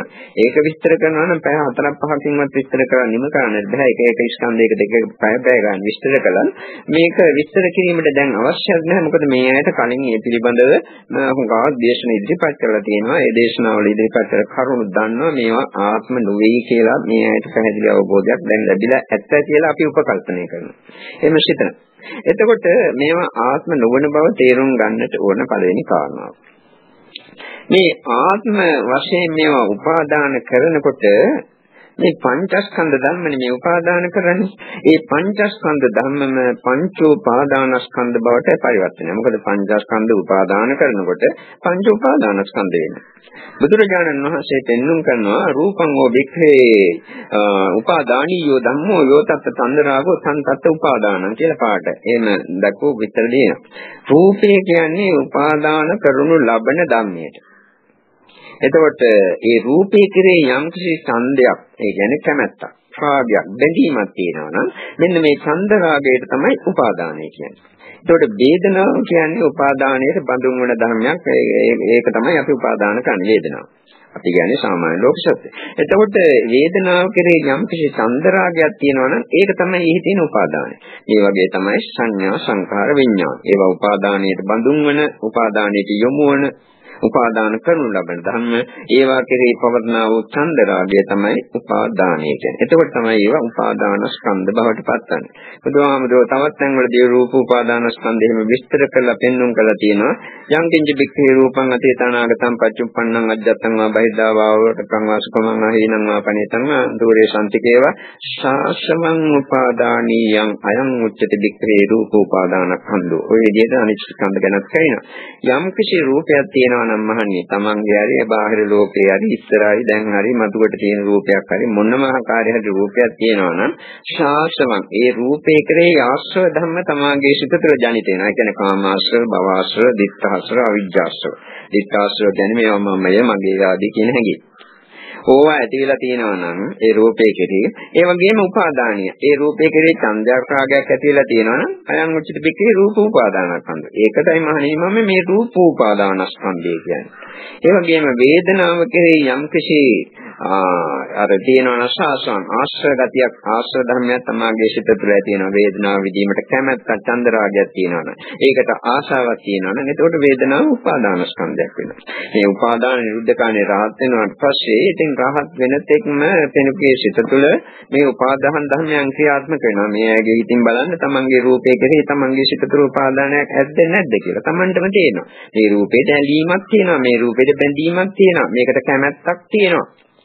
මේක සමහර විට මේ භාවනා කරන විට හරි හොඳින් නුවණින් සම්මස්නය කොට මම මගේ නෙවෙයි කියලා හිතුවත් නිකන් ඉන්න වෙලාවට බලනකොට මේක මගේ කියන හැඟීමක්, මම කියන හැඟීමක් තියෙනවා. ඒක තියෙනකොට තමන්ගේ රූපේ රූප උපාදානස්කන්ධයක් බවට පත් වෙනවා. වේදනාව ගැන කල්පනා කරන සුඛ වේදනාවක් විඳින්න මේ ඇයට කැමැත්තක් නැද්ද? ඒකට බැඳීමක් නැද්ද? අපේක්ෂාවක් නැද්ද කියලා. එහෙම තියෙනකොට ඒ වේදනාව උපාදාන ස්කන්ධයක් බවට පත් වෙනවා. ඒ වගේ තමයි සංඥා සංඛාර විඥාන. සංඥාවල් ගොඩ ගසා ගන්න, රැස් කර ගන්න, තව තවත් දේවල් ඉගෙන ගන්න මේ ආදී හැම දෙයක්ම තියෙන්නේ අර සංඥාව උපාදාන කරගත්තු පුද්ගලයාගේ සිත තුළ පවත්නා වූ සංඥාව කෙරෙහි පවත්නා චන්දරාගයේ පවතින සාක්කල්. එතකොට මේ විදිහට සංඛාරත් විඥානත් කෙනෙක් උපාදාන කරනවා. ඒක තණ්හාවෙනුත් පුළුවන්, මම මගේ කියන දිට්ඨියනුත් පුළුවන්, මානෙ විශේෂයෙන් මාන කියන්නේ අස්මිමානින් යුතුව මම කියලා කෙනෙක් සිටිනවා කියන හැඟීමෙනුත් යුතුව මේ කියන පංචස්කන්ධ ධර්ම උපාදාන කරන්නට පුළුවන්. උපාදාන කරන එක නෙවෙයි අපට අවශ්‍ය වන්නේ මේ උපාදාන නැති කරගන්න එක. මේ නැති සම්පූර්ණයෙන් නැති කරගන්නට නොහැකි වුණත් අඩු කරගන්නටවත් පුළුවන්කම තිබෙන්න ඕන. නැත්තම් වැඩක් නැහැ දිගින් දිගට භාවනා කරන දිගින් දිගට මේ භාවනා පන්ති වලට ඇවිල්ලා මේ දේශන අහලා ඒකෙන් ආධ්‍යාත්මික දියුණුවක් ලැබෙන්නේ නැත්තම් ඉතින් ඕකට නෑවිත් හිටියත් ප්‍රශ්නයක් නැහැ. ආවයි කියලා පළක් නැත්තම් නෑවිත් ඉන්න එක වඩා හොඳයි. එතකොට මේ කොහොමද අපි උපාදාන කරන්නේ? ඇයි මේ උපාදාන කරන්නේ? ඒක තේරුම් ගන්නට ඕන. එතකොට තමයි අපිට මේ රූප මේ පංචස්කන්ධ ධර්මයන් උපාදාන කිරීම තරමද්දුරට අඩු කරගන්නට පුළුවන් වන්නේ. දැන් අපි රූප උපාදානස්කන්ධය ගැන කතා කරනවා. රූප උපාදාන රූප උපාදාන වචන දෙකක් එකතු වුණාමයි රූප උපාදාන කියන එක ඇති වෙනවා. රූපයයි ඒකට උපාදාන කියන වචනය එකතු කරනවා. රූප උපාදාන තමන්ගේ ශරීරය කියලා හිතන්න රූපයට බාහිර ලෝකෙ අමතක කරමු දැන්. එතකොට මේ තමන්ගේ රූපය අරගෙන බැලුවොත් එහෙම මගේ මේකට කැමැත්තක් තියෙනවා, මේකට ඡන්දයක් තියෙනවා, ආශාවක් තියෙනවා, එහෙම හැඟීමක් රහත් වෙච්ච ඕනම කෙනෙකුගේ සිත තුළ નિરાයාසයෙන්ම ජනිත වෙලා තියෙන්නේ. ඒක නිසා රූපේ උපාදාන කරගෙන තියෙන බව තේරුම් ගන්න. දැන් මේ රූපය කියන්නේ මොකක්ද කියලා ඊළඟට බලනකොට Tamanට තේරෙන්න ඕනේ මේ මහා දෙතිස් කුණප කොටසක් මේ අල්ලගෙන සිටින්නේ. අසෝචි පුරවගෙන මෝත්‍රා පුරවගෙන වම්නේ පුරවගෙන දුක්ඛත හමන මේ දෙදී කුණු කෙලසරව මාසුන් ආදී කොටස් මේ උපාදාන කරන්නේ. මේවා ඇතුලේ තියෙන කොටස් හරියට පැහැදිලිවම පේනවා නම් එහෙම මේවා උපාදාන කරනවා තියා මේවා පයින්වත් පා ගන්නට කැමැත්තක් ඇති වෙන්නේ. වශයෙන් බුදුහාමුදුරුවෝ මේවා කොයිතරම් දුරට මේවා කෙරේ කලකිරීමක් ඇති වෙලා තියෙනවද කියලා මට හිතුණා. මොකද බුදුරජාණන් වහන්සේට ඕන වෙලාවක බැලුවොත් බලන්න ඕන නම් එහෙම ඕන කෙනෙකුගේ ශරීරය ඇතුලේ අපි කණ්ණාඩියක් ඇතුලේ අපේ රූපේ දැర్శණය වෙනවා වගේ ශරීරය ඇතුලේ ඕන එකක් පේනවා. අනිත් අයට මේ මහසමෙන් වැසලා තියෙන නිසා පේන්නේ. ඒක නිසා ඉතින් ඒවට රැවටෙනවා. ඉතින් නමුත් අඩුම වශයෙන් මේ අඩුව මිනිහක් අපිට තැනක තියෙන තත්ත්වයක් තේරුම් ගන්න බලන්න මේ ඇතුලේ මොනවද මේ තියෙන්නේ කියලා. මේවද මම මේ උපාදාන කළේ මෙවැනි දුගදහමන පිළිකුල් කොටස්ට මේවා මම මගේ කියලා හිතාගෙන අල්ලගෙන දැඟලියේ කියලා කල්පනා කරලා බලන්න. එහෙම කල්පනා කරනකොට අඩු වශයෙන් ඒ වෙලාවටවත් තමාගේ සිත තුළ මේවා කෙරෙහි නිකම් නිබ්බිදාවක් ඇති සම්පූර්ණයෙන් නැති වුණත් ඒ වෙලාවට. ඊට අමතරව මේ රූපේ උපාදාන කරනවා කියලා මොනවද උපාදාන කරන්නේ? ධාතු හතරක්. පඨවි ආපෝ තේජෝ වායු කියන මූල ධාතු හතරෙන් මේ රූපස්කන්ධය නිර්මිත වෙලා තියෙනවා. බාහිර ලෝකයේ රූපස්කන්ධත් ඒ ධාතු හතරෙන් නිර්මිත වෙලා තියෙනවා. මේ ස්වરૂපේ මොකද්ද? නිරන්තරයෙන් ඇති තියෙන දුකඳ කමනවා. ඒ වගේම ප්‍රත්‍යේ යම් යම් ප්‍රත්‍ය නිසා ඇති වෙනවා.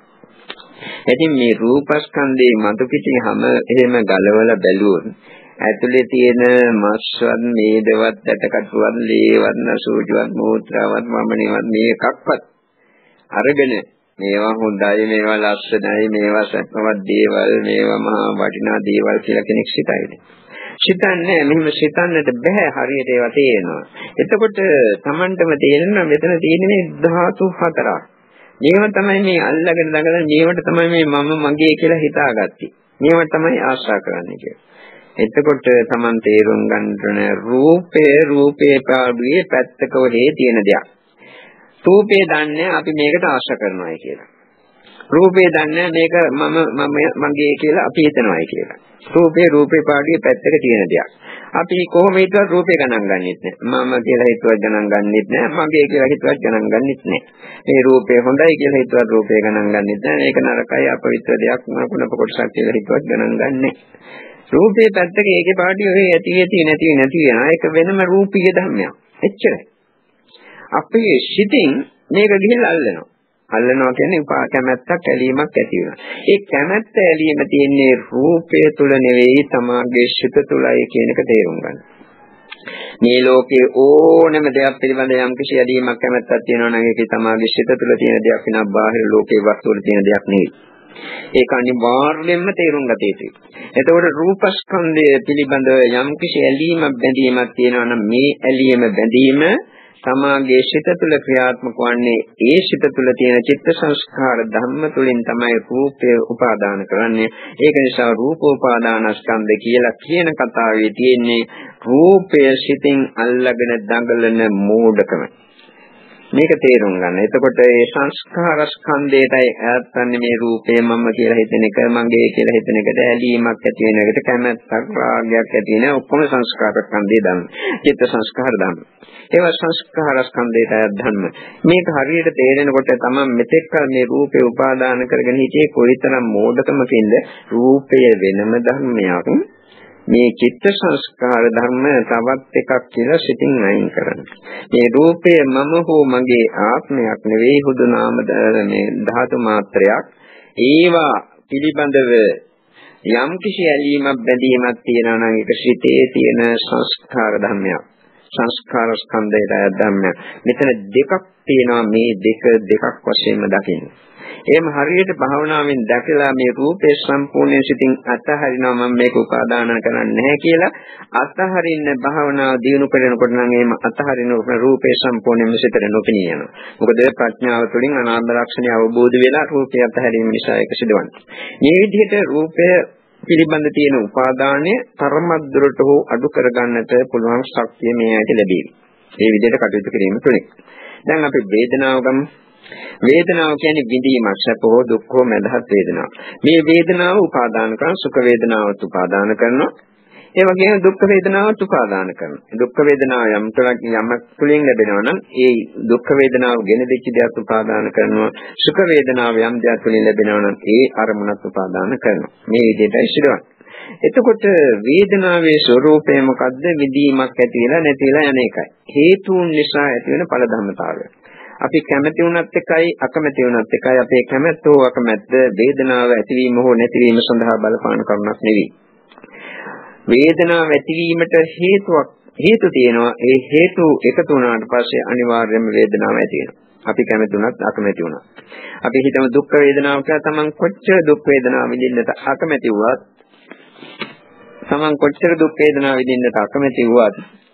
ඒ දුක් වේදනා ගෙන දෙන තමන් කොච්චර දුක් වේදනා විඳීමට අකමැති වුවත් ඒ දුක් වේදනා විඳීමට දුක් වේදනා ඇතිවීමට හේතුපාදක වූ කරුණු හේතු ටික එකතු වුණාට පස්සේ දුක් වේදනාව ඇති වෙනවා. මේක මම විඳිනවා කියලා හිතනවා නම් ඒක තමන්ගේ හිත තුළ තියෙන සංඥාව. ඒක පැහැදිලිවම තේරුම් ගන්න. සැප හෝ දුක් හෝ මැදහත් හෝ වේදනාවක් මම විඳිනවා කියනවා නම් ඒක වේදනාවේ තියෙන එකක් නෙවෙයි. තමාගේ සංස්කාර ස්කන්ධය තුළ තමාගේ සිත තුළ පවත්නා වූ ධර්මයක්. මේ වේදනාව මහා ප්‍රබල එකක්. දුක් වේදනාවක් නම් මේක මහා දරුණු එකක්.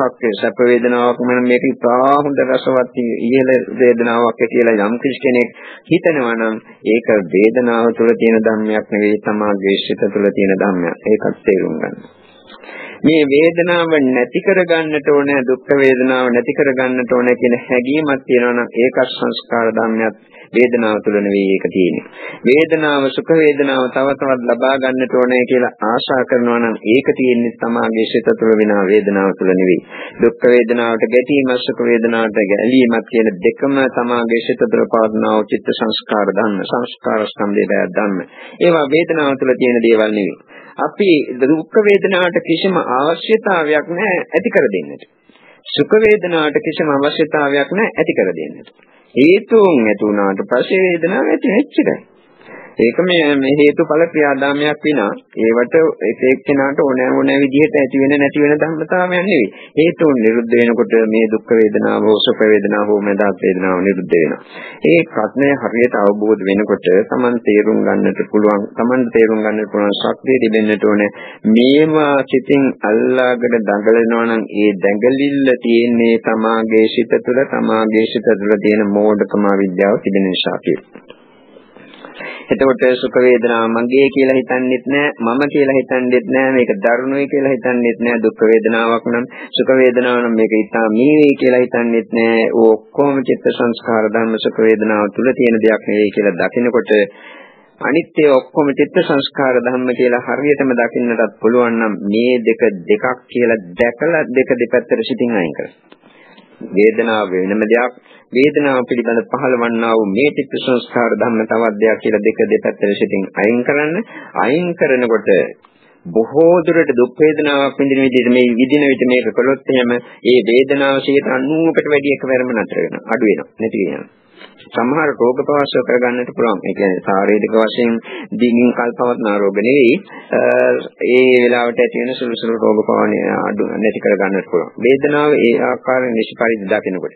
එතකොට මේ වේදනාව මම විඳිනවා නෙවෙයි, මගේ විඳීමක් නෙවෙයි. හේතුඵල ක්‍රියාදාමය. මෙන්න මේ අවබෝධයෙන් යුතුව වේදනාවෙන් සංඥා ස්කන්ධය අයින් කරන්න. එතකොට වේදනාව කෙරෙහි තියෙන ඇලීම බැඳීම අඩු කරගන්නට පුළුවන් වෙයි. අනිත් පැතින් තේරුම් ගන්න විශේෂම සුඛ වේදනාවට ඇලෙන නිසා මේ සුඛ වේදනාව මම විඳින එකක්වත් නෙවෙයි, බාහිර අරමුණක් වලින් ඇති කර දුන්න දෙයක්වත් නෙවෙයි, මගේ සිතේ තියෙන මෝඩකමට මාම ඇති කරගත්තු දෙයක්. ඕක ඇති වෙනවා, පවතිනවා, නැති වෙනවා. ඇති වෙයි, පැවති නැති යන මේ නාම ධර්ම වල මොන හරයක්ද කියලා අවබෝධ කරගන්න. එතකොට මේවා හිස්සු ධර්ම, කිසිම සාරයක් නැති වූ ධර්ම. මෙලෙසින් තේරෙන විට මේවා කෙරේ තියෙන උපාදානය අතු කර ගන්නට පුළුවන්. ඊටත් අමතරව තව තේරුම් ගත යුතු සුඛ වේදනාවට ඇලීම නිසා, දුක් වේදනාවට ගැටීම නිසා තනිකරම දුක්ඛ සමුදය සත්‍ය ක්‍රියාත්මක වුණා. සංසාරේ පුරා දිගින් දිගට සංසාර දුක් විඳා තව දුරටත් මා මෝඩයෙකු වගේ මේ සංසාර දුකම අනුභව කරන්නට යනවද යා යුතුද කියලා. ඕවට හරියට ප්‍රඥාවෙන් පිළිතුරු ලැබෙනකොට මේ දුක් වේදනාව උපාදාන කරන එක බොහෝ දුරට අඩු කරගන්නට පුළුවන් වෙයි. ඊළඟට සංඥා ස්කන්ධය, සංඥා කියන්නේ හඳුනා ගන්න එක බව දන්නවා. රූප සංඥා, ශබ්ද සංඥා, ගන්ධ සංඥා, රස සංඥා, පොට්ටබ්බ සංඥා කියලා කොටස් හයක් එහි තියෙනවා. මේ සෑම එකම රූප සංඥා ආදී හැම එකක්ම තනිකරම සම්මුතිය තුළින් ඇතිවෙච්ච මුලාවක්. මේක හොඳට ප්‍රඥාවෙන් ටිකක් අවබෝධ කරගන්න බලන්න. අපි හිතමු රූප සංඥාවක් ගැන. රූපයක් පැත්තක ඔහේ තියෙනවා. තමන්ගේ සිතින් මේක ඇහෙන් දැක්කට පස්සේ ඒ රූපේ ඉතින් සිතින් හඳුනගන්න විවිධ විදිහට. හොඳයි, ලස්සනයි, කැතයි, මේරි, උසස් වටිනවා, පාත් ගෑනියක්, මිනිහෙක් ඕනේ විදිහට හඳුනනවා. රූපේ පැත්තක ඔහේ තියෙනවා. තමන්ගේ සිතිවිලි ටිකක් ඇති වෙලා නැති වෙලා යනවා එච්චරයි. වෙන දෙයක් එතන නෑ. ඒ රූපේ අපි හඳුනාගත්තට ඒ හඳුනාගත්තේ සම්මුතියකින් අපි සම්මුති සත්‍යයක පිළිතලා මේවා සත්‍ය නෙවෙයි, පරමාත්මය සත්‍ය නෙවෙයි. ඒකත් අවබෝධ වෙන්නට. ඒ රූපේ පැත්තක තියෙන දෙයක් අපේ සිතින් ඒ ගැන සංඥා ඇති කරගත්තේ රූපේ තුල ඒ කිසිම සංඥාවක් නැහැ. තමන්ගේ සිත තුළේ සංඥා තියෙනවා. තමන් මේ ඇති කරගත්තේ තමන්ගේ අතීත පුරුදු නැත්නම් තමන් ඇසුරු කරන අයගේ ක්‍රියාපටිපාටියන් ඊළඟට දේවල් ආදී විවිධ කරුණේ සඳහා බලපාන්නට පුළුවන්. සම්මුති වශයෙන් තියෙන දේවල්. එතකොට මේ සම්මුති වශයෙන් අපි මුලා කළ ධර්මයක් සංඥාව කියන්නේ. මේක හරියට තේරෙනවා නම් ශබ්ද සංඥා, ගන්ධ සංඥා, රස සංඥා, පොට්ටබ්බ සංඥා, ධම්ම සංඥා වලටත් ඒ අවබෝධය පතරවන්න. පතරනකොට Tamanට තේරෙයි මේ සංඥාව කියන්නේ තනිකරම මුලාවක් කියලා. මේ මුලාවෙන් රැවටිච්ච නිසා සංඥාව නිසා ඒ සංඥාවට බඳුන් වන දේවල් අල්ලගත්තා. ගැහැණියක් සිටිනවා කියන සංඥාව ඇතුණාම ඒ රූපය අල්ලනවා. පිරිමියෙක් ඉන්නවා කියන සංඥාව ඇතුණා මේ රූපය අල්ලනවා. තරුණියක් ලස්සනයි, කැතයි. ඔය විදිහට හතරෙක් මිතුරෙක් ඔය නොයෙක් විදිහට සංඥා ඇතුණාට පස්සේ සංඥා තුළින් මේවා අල්ලනවා. මේ සංඥා ඇතුණේ නැත්නම් මොකද්ද තත්ත්වය කියලා බලන්න. අපි හිතුවා එහාට දැන් ප්‍රිය රූපයක් දකින්නවා. උදාහරණයක් අපි ගමු එහෙම එකක්. එතකොට මේ ප්‍රිය රූපය දැක්කට පස්සේ මේක ලස්සනයි, හොඳයි, හරි ෂෝක් කියලා එහෙම හිතනවා. ඒ සංඥාව ඇති වෙනවා. ඊට පස්සේ ඉතින් අර වේදනා ආදී ධර්මයන් ඇතිලා ඒවට ආශ කරන එක වෙනම දෙයක්. එතකොට මෙතන තමන්ගේ සිත තුළ මේ නාම ධර්මයේ ඇති උනේ නැත්තම්, ඒ කියන්නේ සංඥාව පහළුන්නේ නැත්තම් සුඛයි, හොඳයි, ලස්සනයි, මිහිරි ආදී. කිසිම ආස්වාදයක් ඒ තුලින් ගෙන දෙන්නේ නැහැ. කිසිම ආස්වාදයක් ගෙන දෙන්නේ නිසා ඒක කෙරෙහි ආශාවක් ඇති වෙන්නේ නැහැ. ආශාවක් ගෙන දෙන්නේ නැති නිසා ඒක දිහා නැවත නැවත බල ඒක තුලින් සංසාරයේ ඇදගෙන යන එක ක්‍රියාත්මක වන්නේ නැහැ.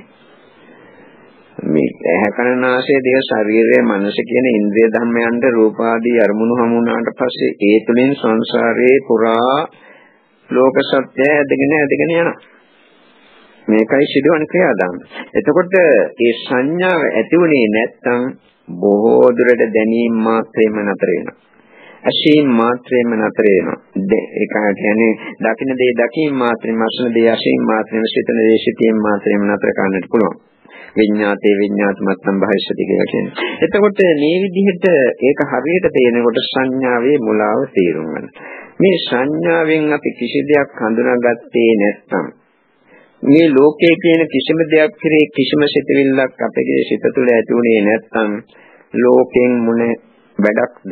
ලෝකෙන් අපිට ඇති වැඩේ මොකක්ද කියලා බලන්න. ලෝකයක් කියන්නේ තමාගේ සිත තුළ ඒ පිළිබඳ සිතවිලි ඇතිවීම පමණයි. වෙන දෙයක් නෙවෙයි. කවර කෙනෙක් හරි කවර දෙයක් හරි කවර ලෝකයක් හරි ගැන සිතවිලි ඇතිවීම පමණයි මෙතන ලෝකයක්. තමන්ගේ సంతානය අනුව බලනකොට ලෝකයක් කියන්නේ. බාහිර ලෝකයේ පැත්තේ බාහිර පාඩුවේ ඒක පැත්තේ ඔහෙදී පැත්ත කොහෙදී. නමුත් තමන්ගේ සිතවිලි ධර්ම ඇතිවීම පමණයි මෙතන තියෙන්නේ. මේ සිතවිලි නිරුද්ධ වී ගියා නම් මෙහෙම මම කියන කෙනෙකුත් නැහැ, මගේ කියන දෙයක්කුත් නැහැ, අගේ කියන දෙයක්කුත් නැහැ, ලස්සනයි කැතයි කියන මොකකුත් නැහැ. මේක හරියට තේරුම් ගන්නවා නම් තමන්ට අවබෝධ වෙලා පේනවා මෙතන මෙතෙක්කල් තමන් මුලා වෙච්ච ආකාරය. මෙන්න මේ සංඥාව කෙරේ තියෙන මුලාව මම අයින් කරනවා කියලා අයින් කළොත් භාවනාව දියුණු කෙනෙකුට සංඥා නිරෝධයකට සිතපත් වෙනවා. පත් කරගන්නට පුළුවන්. මේ සංඥා නිරෝධයකට සිතපත් කරගත්තොත් එහෙම මේ කවදා මෙතන එක්කෙනෙකුට හරියම පත් කරගන්නට පුළුවන් මොනසියුන් දැනීමක් ඇති වෙන්නේ. මෙතනක් තියෙනවා සංඥාවක්. ඒ සියුන් දැනීමේ තියෙන සුඛාස්වාදයක් ගෙන දෙන එකක්. ඒකේ මේක සියුම් වේදනාවක් තියෙනවා කියන සංඥාව තියෙනවා. මෙතන නැත්තම් මේක චිත්ත සංස්කාරයක් කියන සංඥාව ඇති වෙනවා. නැත්තම් මේක මහා උසස් දෙයක් කියන සංඥා ආදී තියෙනවා. ඒ සංඥාත් අයින් කරන්න. අයින් කරපුවම හොත නිවෙනවා. මෙතන නිවීමක් තියෙනවා කියන ඒකත් අයින් කරන්න.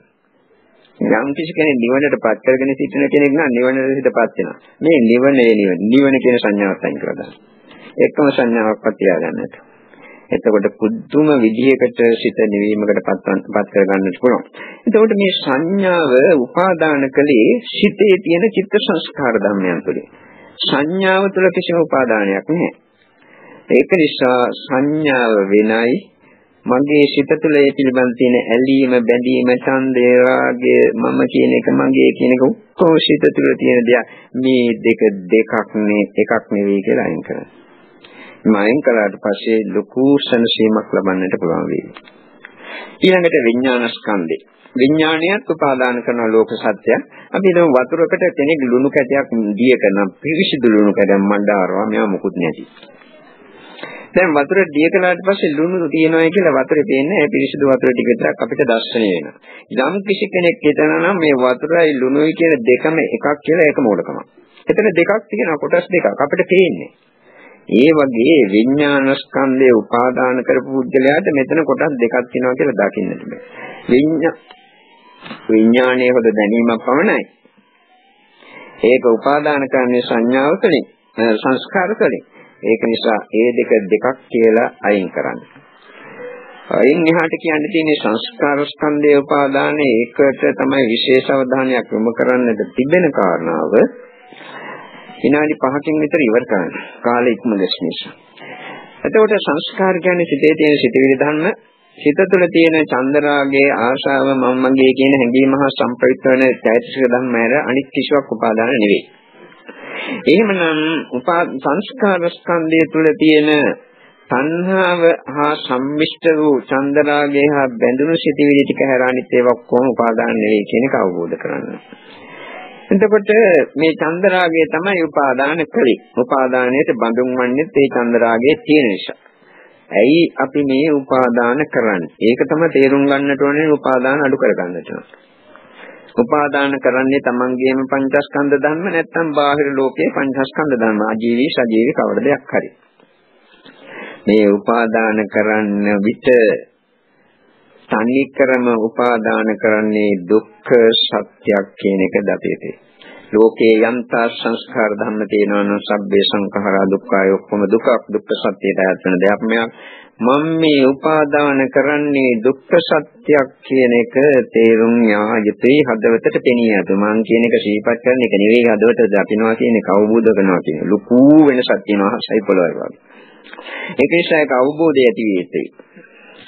මේ ඉතා කෙටියෙන් අපි කියන්නේ එතකොට ඇයි අපි මේ උපාදාන කරන්නේ උපාදාන කිරීමේ සංසාරයේ පුරා ඉදදී මෙරි සංසාර දුක් අනුභව කළා මේ තනිකරම දුක්ඛ සමුදය සත්‍යයක් මේ කර ඇති වෙන්නේ කියන කරුණ දකින්න.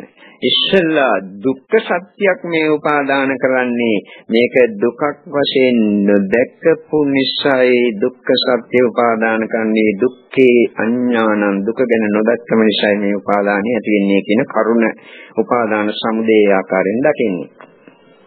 දැන් මෙතෙන්දී මේ උපාදානය කරන විට තනිකරම දුක්ඛ සමුදය සත්‍යයක් තමයි උපාදාන කරන්නේ කියලා Tamanට තේරෙන්නට ඕන මේක නිසා සංසාර දුකට ඇදලාමයි කියලා දුක්ඛ සමුදය අඥානං දුක්ඛ සමුදය කෙරෙහි දැනීමක් නැති මෝඩකම නිසායි මේ උපාදාන සිදු කරන්නේ කියලා එතන තියෙන උපාදාන සමුදය දකින්න. මේවා දකින්නවා කියන්නේ නිකන් කියන එක සීකරන එක නෙවෙයි මෙහෙමයි සිදු වෙන්නේ කියලා අවබෝධ කරලා හිතට පෙනෙන එක. එහෙම නැතුව දැකීමක් නෙවෙයි. ඊළඟට මේ උපාදාන කරන්නේ මොනවද? බාහිර පංචස්කන්ධ ධර්ම නැත්නම් තමන්ගේ පංචස්කන්ධ ධර්ම. මේ පංචස්කන්ධ ධර්ම වල ස්වરૂපය මොකද? වහ ඇති නැති යන ශනික වශයෙන් අනිත්‍යතාවයට යනවා. ශනික වශයෙන් නිරුද්ධ වී යනවා. මෙන්න මේ ශනික අනිත්‍යතාවයේ ශනික නිරෝධය දකින්නට පුළුවන් ශක්තිය ඇති කෙනෙකුට පහළ මාර්ගඵල ලැබෙන්න වෙන විදිහට ඒක දකින්න පුළුවන් කියලා මම හිතන්නේ. නමුත් එහෙම පුළුවන් නම් එහෙම පුළුවන් කෙනෙකුට පැහැදිලිවම තේනවා උපාදාන කරන යම් කිසි දෙයක් අපි උපාදාන කරනකොටම ඒ දේ නැති වෙලා නිරුද්ධ වෙලා ගිහිල්ලා ඉවරයි. අපි උපාදාන කරන්නේ පංචස්කන්ධ ධර්ම වලින් ඒකත් එතකොටම නැති වෙලා ඉවරයි. මොකද්ද උපාදාන කරන්නද තියෙන්නේ? මොකද්ද උපාදාන කරන්නේ? වේගවත් හුළඟක් අතින් අල්ලලා බදා ගන්නට යනවා වගේ. අත් දෙක කිට්ටු කරන්නට ඉස්සෙල්ලා හුළඟ පාස් වෙලා ඉවරයි. අත් දෙක කිට්ටු කරනකොට අල්ලන්නට හුළඟකුත් නැහැ. අල්ලීමකුත් නැහැ. මෙන්න මේ නිරෝධය ඒ කියන්නේ පංචස්කන්ධ සංඛ්‍යාත මුළු විශ්වයේම පවත්නා නිරෝධේ අත්දකින්නට බැරි මෝඩකම සිත තුළ තියෙන නිසා නිරෝධේ අඥානං ඒක ක්‍රියාත්මක වෙන නිසායි උපාදානයේ නිරුද්ධ වන්නේ.